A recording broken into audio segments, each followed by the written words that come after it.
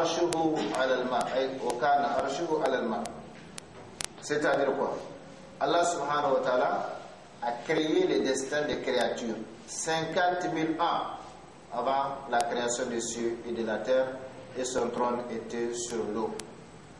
Ces versets, ou plutôt ces hadiths, montrent que cette rencontre que nous faisons aujourd'hui dans ces lieux, eh bien, a été programmée auprès d'Allah subhanahu wa ta'ala 50 000 ans avant la création des cieux et de la terre. Même pas avant notre création ou avant la création de notre pays ou de l'Afrique ou de la terre, mais 50 000 avant la création des cieux et de la terre, comme d'autres hadiths le disent.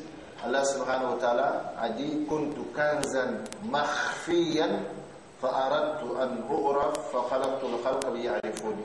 J'étais un trésor caché, j'ai voulu être connu, j'ai alors créé les créatures pour qu'elles me connaissent. Et c'est pourquoi l'homme, avec grande tâche, doit chercher à profiter de ces trésors. Allah, c'est un trésor dans tous les domaines de la vie pour nous. Par conséquent, il est un trésor, il a voulu être connu, il a voulu se manifester, il a alors créé les créatures pour qu'elles les connaissent.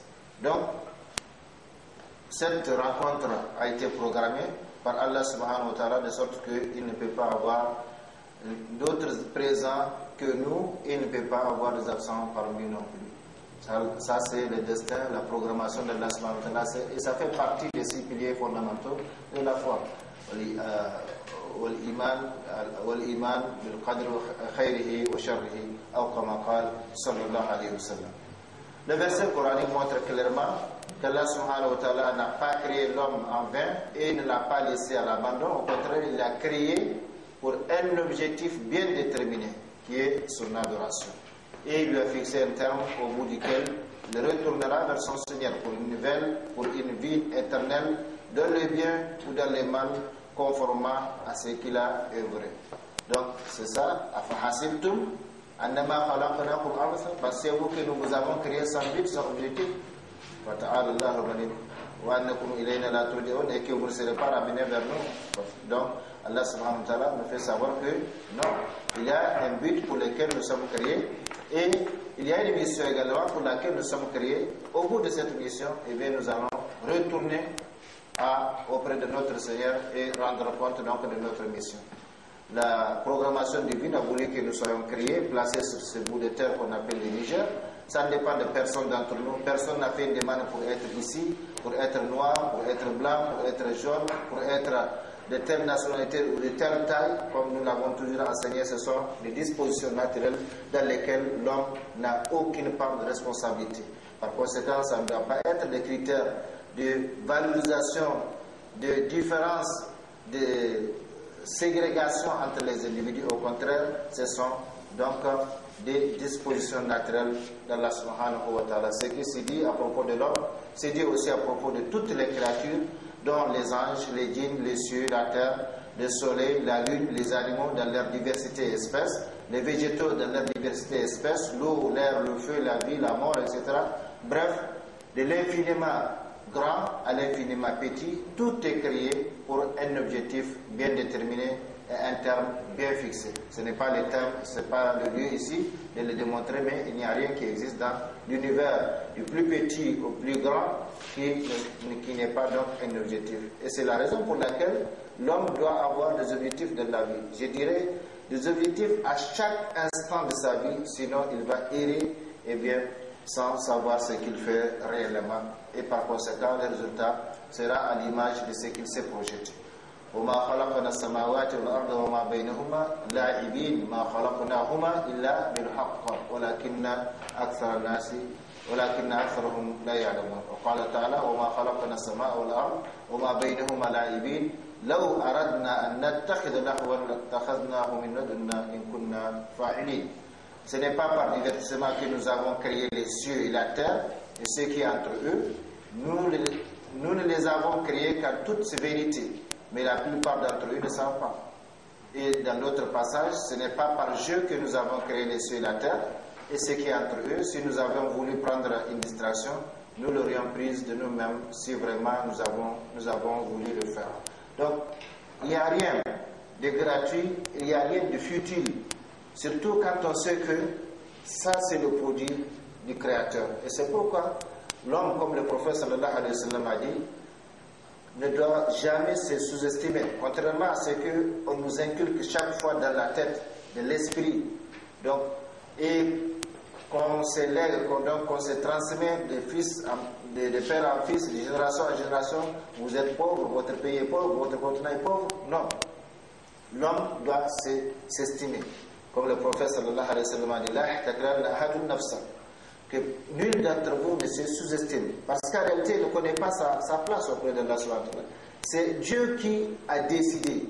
Donc le créateur absolu de la terre. Il ne décide pas de la création de quelque chose pour rien. Donc il y a un objectif. Par conséquent, l'homme doit se dire que lui, il est un produit. Je suis un produit d'Allah subhanahu wa ta'ala qui a décidé ma création. Et il n'y a pas de doute qu'il poursuit un objectif à travers ma création. Par conséquent, je dois me considérer tel.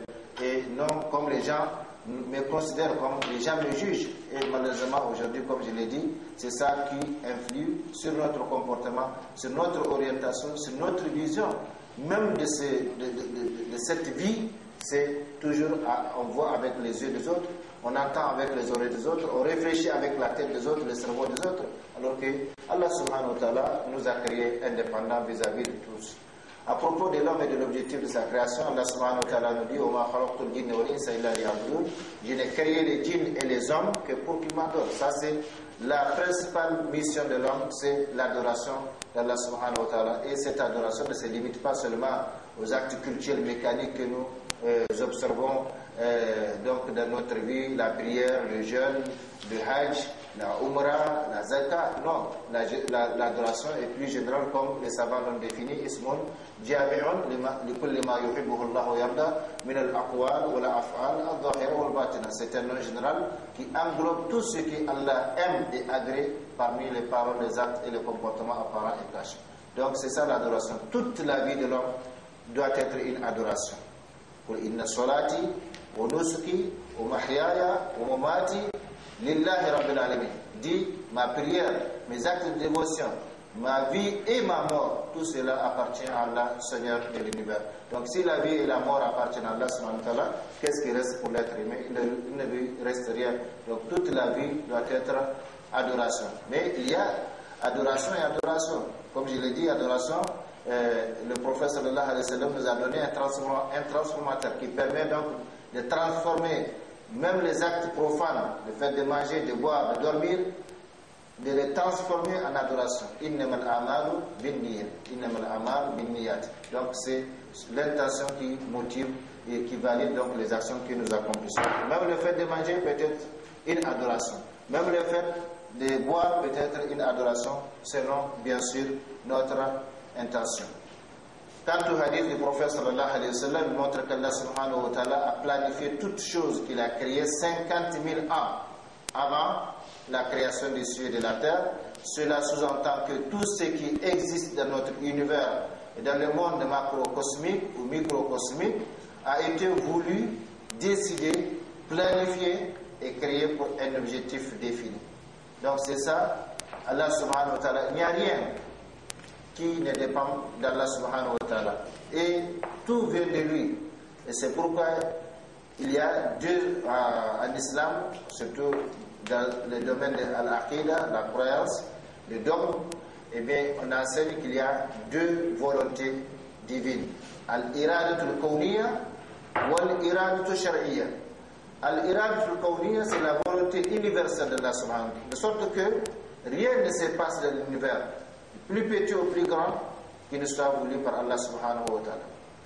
Que ce soit un bon acte ou un mauvais acte, ce n'est pas possible que ce soit fait sans la volonté expresse d'Allah subhanahu wa ta'ala. Allah nous dit « Wa ma tasha'una illa ayyasha Allah rabbul alamin » Vous ne saurez vouloir, quel que soit l'acte, quel que soit le mouvement, quel que soit la parole, le comportement, vous ne saurez vouloir le faire que si Allah, le maître de l'univers le veut. Donc, ça c'est al-iradatul kawniya, la volonté universelle de Allah subhanahu wa ta'ala. Cela ne veut pas dire que tout ce qui s'est fait est forcément aimé de lui, mais tout s'est fait selon cette volonté. Et ensuite, il y a la seconde volonté qui est al-iradatu ash-shar'iyya, la volonté juridique, et ça c'est uniquement ce qu'il aime. Donc les actes qu'il a recommandés, les paroles qu'il a recommandées, les adorations qu'il a recommandées, le comportement qu'il a recommandé, ainsi de suite. Donc tout est du macrocosme au microcosme, tout a été voulu, décidé, planifié, créé par Allah subhanahu wa ta'ala, et cela pour un objectif bien défini.